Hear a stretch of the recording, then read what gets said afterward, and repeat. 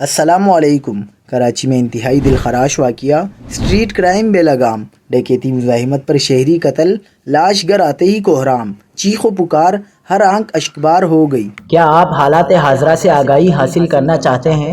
خبر کے پیچھے چھپے اصل حقائق جاننا چاہتے ہیں تو ابھی سبسکرائب کیجئے جلمل پاکستان کو اور ساتھ ہی گھنٹی کے نشان پر کلک کر دیں۔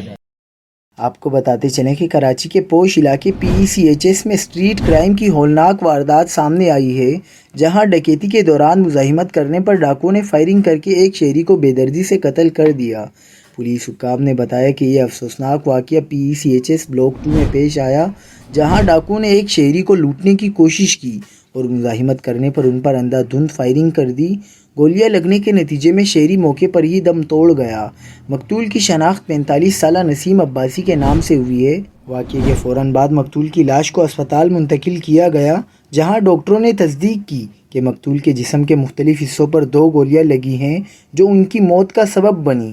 پولیس کا کہنا تھا کہ ملزمان مقتول سے ان کا موبائل فون اور دیگر قیمتی سامان چھین کر بآسانی فرار ہونے میں کامیاب ہو گئے۔